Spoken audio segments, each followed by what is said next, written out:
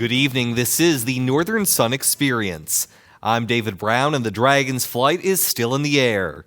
Minnesota State Moorhead's men's basketball team advanced to the Elite Eight for the first time in school history last week, but the Dragons didn't exactly encounter smooth skies on their way to Evansville, Indiana. Up until the Central Region Championship, Minnesota State Moorhead averaged nearly 84 points per game. So it was surprising, if not shocking, the Dragons were able to advance to the Elite Eight, scoring a mere 47 points. Especially in the tournament, you're just not going to be able to put up some of the points that we've put up this year. You got to be able to win some grind games, and I was really proud of our guys that we won 3 grind games to win the region. Perhaps the signature moment of the championship showed just how rare this game was. 6'9" center Isaac Sievely making a critical three-pointer in the waning minutes. It's Sievely's only three-pointer of the entire season. I just give credit to God, he helps me get buckets sometimes. Sometimes. But and he means with that, that, he says it, trust me. Senior Jordan Reaver iced the game with some late free throws, and the co-NSIC Player of the Year reflected on his journey from small-town Staples, Minnesota, to here. Hard to put it in words. I was Coach Walthall's first recruit 5 years ago, and I'll be honest, when I first got there, I was just happy to get a basketball scholarship. Just the only one, and he gave me an opportunity, and I didn't think at that time this program could necessarily do what we did tonight. And then year after year, we just kept getting better. Now, it's not just players like Sievely and Reaver who've carried MSUM this season. A deep roster has helped balance the Dragons' attack. Here's Kenny Buck. Minnesota State University Moorhead men's basketball is enjoying one of the best seasons in school history, with over 30 wins and 2 double-digit winning streaks. The Dragons, led by head coach Chad Walthall and a cast of players spanning across the region, have put MSUM basketball back on the map. But 3 of these players come from an area not always known for having big-time talent. Junior guard Evan Holt from Oak Grove, sophomore guard Aaron Lean from Moorhead High, and freshman guard Tanner Kretschman from Fargo Davies. Together, these 3 have brought a local flair to Dragon basketball that has fans in Fargo Moorhead taking notice. The excitement in the gym is just so much greater than the first few years here. It's really exciting to see. We kind of feed off of that, so it actually helps us a lot, and it's been fun, and hopefully fans continue to come out.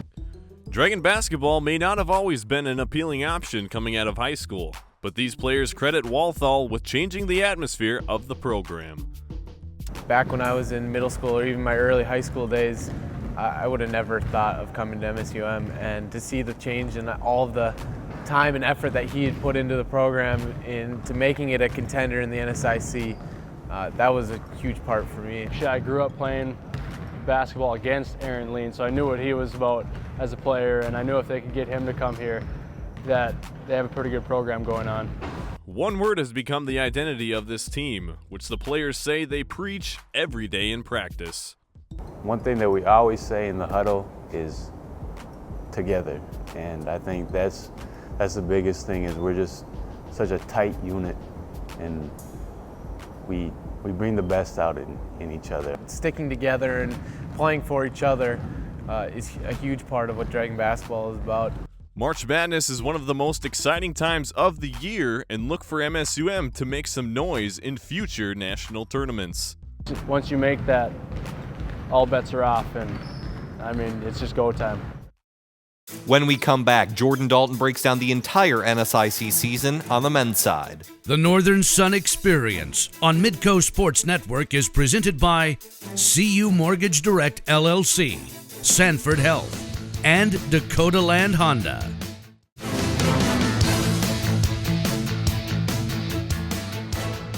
Welcome back to the Northern Sun Experience, joined for the final time this season. It's so sad, but the final time by former Augustana point guard Jordan Dalton.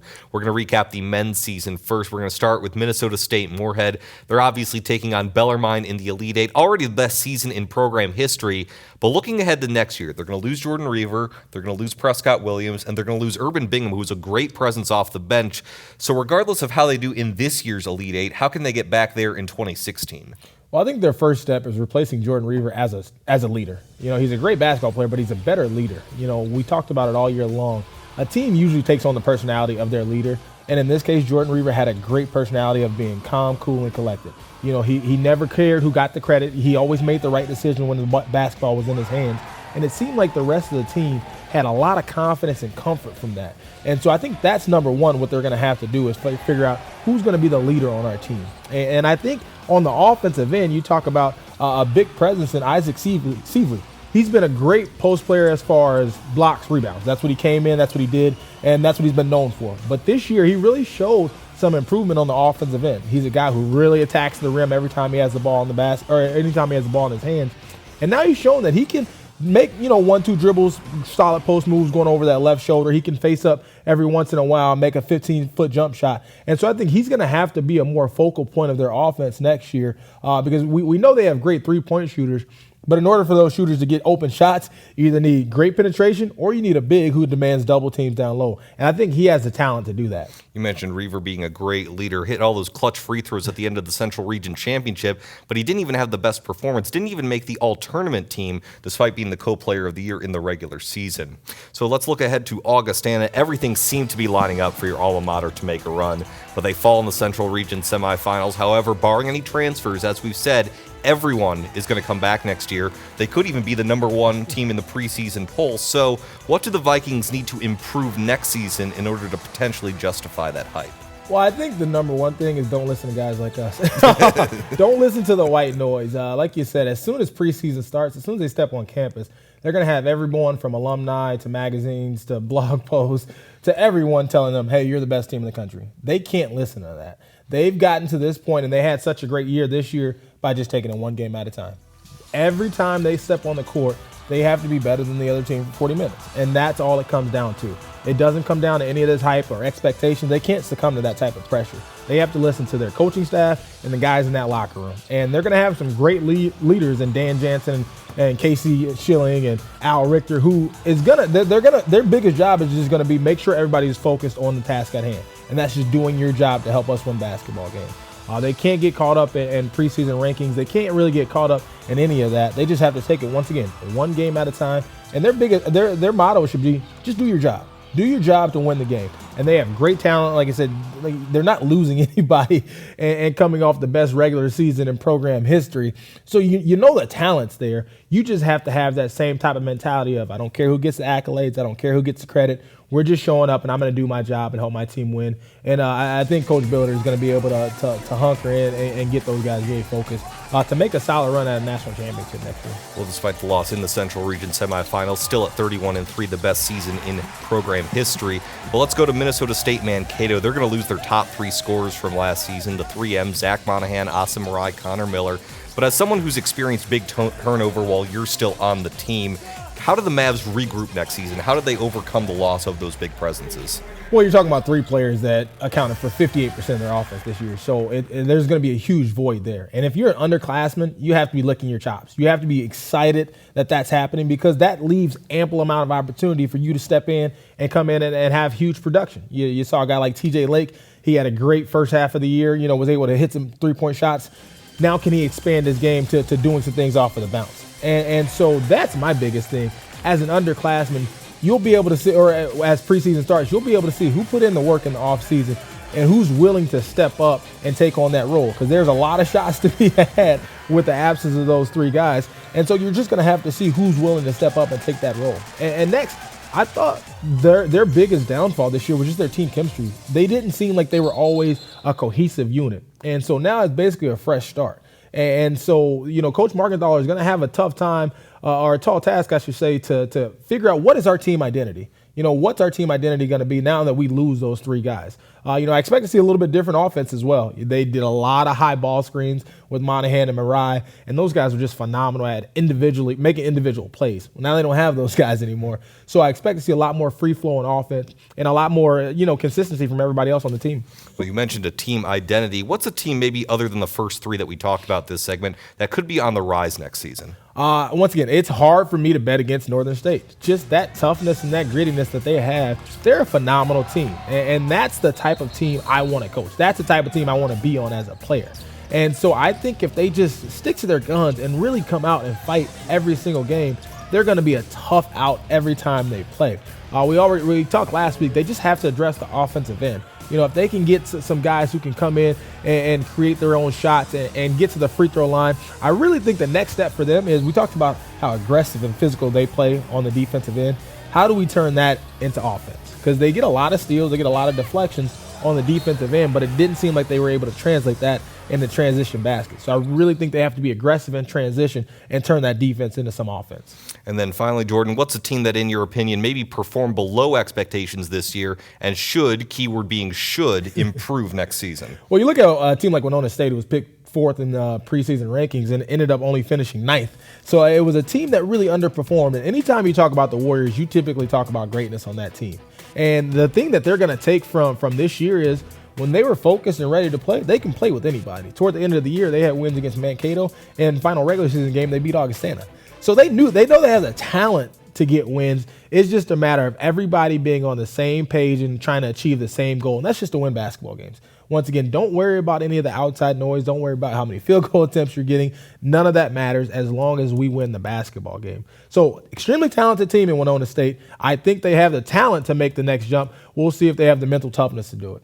All right, thank you very much, Jordan. Well, when we come back, Mr. Dalton's going to recap the women's season in NSIC hoops and give you his teams to watch out for in 2016. The Northern Sun Experience on Midco Sports Network is presented by CU Mortgage Direct LLC, Sanford Health, and Dakota Land Honda.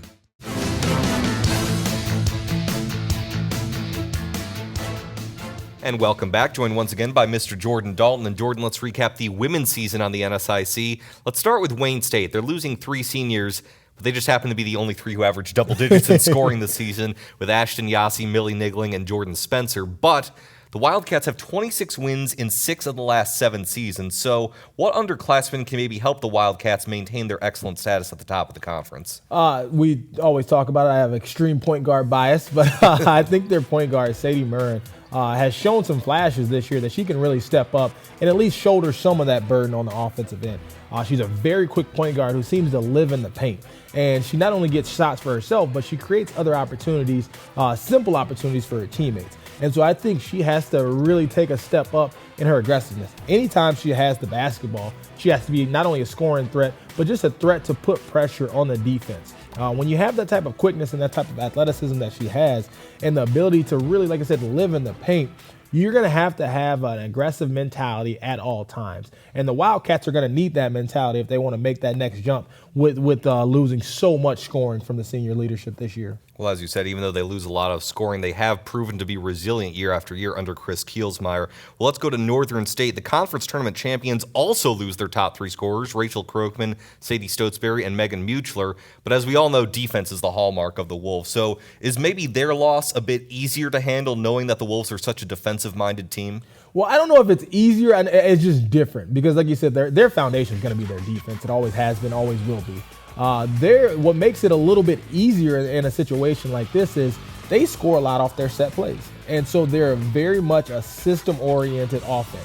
And so you don't want to say you can just plug players in and go, but it makes it a lot easier of a transition when you know, hey, we're going to run our sets. And so regardless of who's in there, we're running our sets to get buckets, and it's going to be a low possession game. I think it hurts them a little bit more because you're taking an already offensively challenged team and taking away their 3 best scorers. So I think it hurts them a little bit more. But the underclassmen just have to be willing and ready to step in those roles and run their set plays to perfection. Execution is going to be the name of the game for them next year. When you run as many sets as they do, it does create a lot of comfort on the offensive end because you know where you're supposed to be at and you know where your teammates are supposed to be at. And so you have to have some mental toughness and the ability to execute those set plays, to generate offense. Their other thing is just they got to get to the free throw line more. We talk about all their set plays, but it's hard for them to score. They don't score in transition, just not how they're built. But they have to be aggressive anytime they get in the lane, looking to not only get convert on easy shots, but get to the free throw line because those are easy, simple buckets you can get, when the clock is stopped. Northern State with the best defense in NSIC history since the conference moved to a 16-team league. Well, let's start with Minnesota State. They came on strong late. They're going to lose 5 seniors, but Sammy Delzato's back. A big sharpshooter, hit a lot of clutch threes in the NSIC tournament. They snuck into the big dance as the 8th seed, so can they improve next season? I definitely think they can. Kind of mirrors the men's question here, but what are they going to do with leadership? Because when you lose that many leaders, you lose kind of the culture of your team. And so the underclassmen will have to step in more in that leadership role. And a big part of the leadership role is holding everybody accountable. You have to hold each other accountable on your team to do your job to get wins. And that means different things for different people. But if there's an understanding of, hey, this is my role on my team, and this is what I need to do for us to win a basketball game, and everybody buys into that system, that's going to be a phenomenal thing. And I think they can make that next step. I honestly think their team motto should be, if we take care of the basketball, we can win basketball games. This year, they were able to beat anybody when they took care of the basketball. We talked about that. Great championship teams, they don't shoot themselves in the foot. They don't give other teams opportunities and help them beat them. So they have to take care of the basketball because when they do that, they're as tough as anybody. But when they turn the basketball over on a consistent basis, they can also lose to anybody in the league too. So leadership and just valuing each and every possession, I think that's what's really going to push them to that next level. Should be very interesting to see how those top 3 NSIC teams do next season, losing so much senior leadership. Well, what's a team other than those first 3 we talked about? Same question I asked on the men's side, who could be on the rise next season? I was really excited to see Minnesota Crookston play this year. They have Alexa Thielman, who's one of the best three-point shooters in the conference. She was 3rd in three-point field goal makes this year, and she averaged over 15 points a game. And when you have that type of outside threat, the three-point line is a great equalizer. So I expect Crookston to continue on that uptick and really be competitive next year with such a solid offensive weapon coming back. And then finally, what's a team that maybe performed a little below expectations this year and should improve next season? You got to look at Concordia St. Paul. They were picked to win the league this year, and they've ended up finishing 10th. And so when you have that type of underperformance, you wonder, hey, what's our team MO? What's our identity? And I think they have to go back to the drawing board and get back to, hey, we're a defensive-minded team, hard-nosed team, blue-collar team.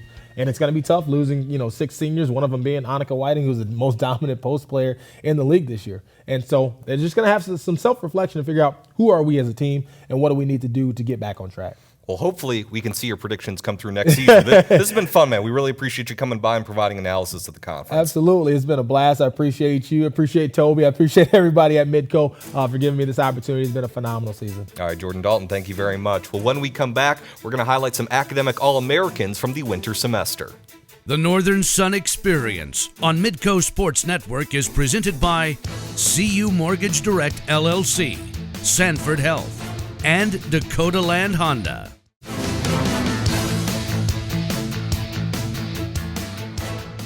Welcome back. Let's take a moment to highlight the conference's academic All-Americans this winter. 464 total student athletes make up the NSIC All-Academic team. The top 5 schools were Sioux Falls with 54 student athletes on the list, followed by Winona State and Minnesota State with 48 apiece. Northern State had 43 and Minnesota Duluth had 41. For the entire list, you can log on to northernsun.org. When we come back, an inspiring story of one of UMary's biggest cheerleaders. The Northern Sun Experience on Midco Sports Network is presented by CU Mortgage Direct LLC, Sanford Health, and Dakota Land Honda.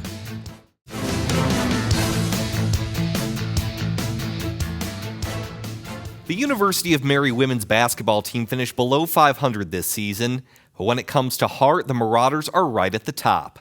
Here's Marissa DiCandido with a story on UMary's biggest fan.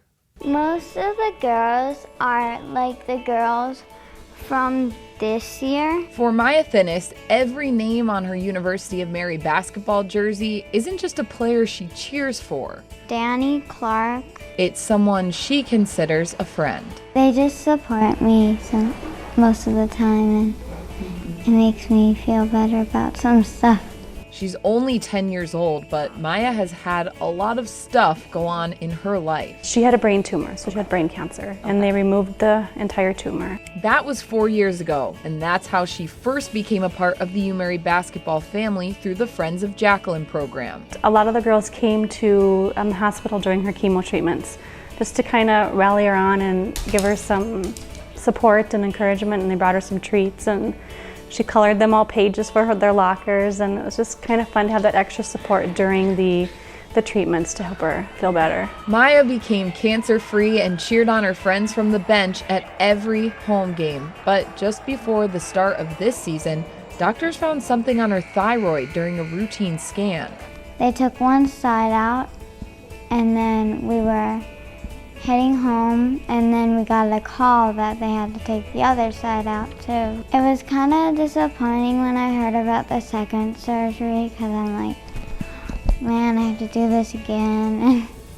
Despite being faced with cancer a second time, Maya and her family knew their Marauder support system was only a text or phone call away. We always talk about basketball being something that's really important to us, but it just helps us realize that there are bigger things out there. And, you know, for all the struggles that she's gone through, to have the attitude and the courageousness that she has and the fight that she has in her, I think it's just a perfect example to our young women in our program about what life really is about. They're in their teens and early 20s, and to have them support a young child in the community is just, it's a great thing to see. Maya had her entire thyroid removed, and she says she's feeling a lot better, and you can see that by the excitement on her face at every U Mary home game. She sees it as having 15 to 20 extra big sisters, and I kind of see it as having 15 to 20 nieces that I get to go watch play basketball, so it's just a lot of fun. I really enjoy it because I just get to hang out with them and have fun. It makes me feel really happy that I'm part of the experience. Just a fantastic job by the Marauders, a wonderful story on a wonderful person. We're taking a 2-week break here, but we'll be back on April 15th for yet another Northern Sun experience.